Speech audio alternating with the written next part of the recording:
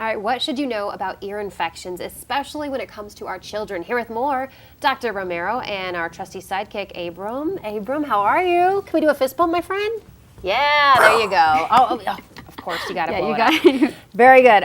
Let's talk ear infections and just some of the developmental concerns, though, especially with, kiddos' young age, right? Most of the ear infections that we see are going to be at birth or 6 months-ish to about 6 or 7 years old.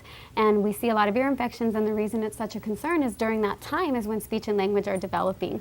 And so if we have issues with speech and language development because of the ear infections, it's so important that we find them early and we try and treat them. Okay. What are, if you have a child that's not yet communicating, what are the, like signs to look for? Are they pulling on their ears? What can a parent look for in their, small child? Yeah, ear infections can be tricky because if you have a true infection, then you're going to get the fever and you're going to get the pulling of the ear and the pain, and that's the one we always see. And your child has an ear infection. Sometimes it's associated with a cold or a cough.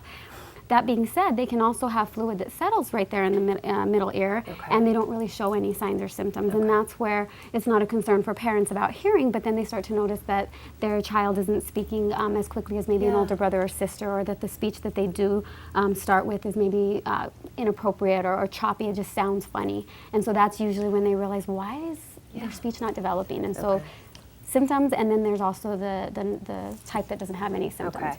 So when should a parent bring in, it's time to bring in my child? What's a good, time frame? Well, certainly if you have other children and you notice that a younger child isn't developing speech as quickly, there's nothing wrong with getting tested and finding something early rather than waiting. And so any type of concerns where your child is not talking as quickly or as clear as other children, there's school screenings. So if your child doesn't pass a school screening, most parents say, well, there's not a problem. I know they can hear. But we're not looking for hearing loss. We're looking for maybe they have fluid from the summer months or from allergy season. And so there's an issue that's really easily resolved. And Okay.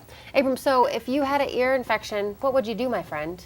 I would go to my mom and ask and tell her that I have an ear infection, and maybe she can do something about it. Very good answer. I like that. Yeah, excellent. All right, and you're going to give us a little display here.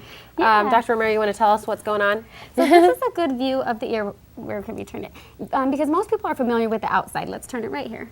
Are familiar with the outside, and then you have your ear canal here, and where it actually it settles is right in this middle ear portion. That fluid does. It fluid, and it comes right up from any viruses that you might have from just a simple cough or sore throat. And then there's a tube right here that is a pathway that's perfect right into the ear, and that's usually where it settles in and the problem is. Okay. Anything else we need to know, especially for the parents out there with young children and ear infections? I mean, don't let things go untreated. Don't let them go untreated, and don't be afraid of being referred for a hearing test.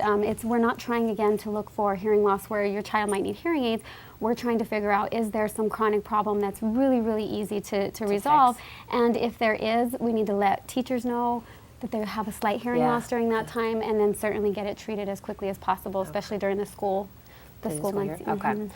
Thank you guys so much. Excellent work there. One more DAP for me, please, Abram. Yeah? All right, listen, for more information, it's romerohearing.com or call today, 842-5810.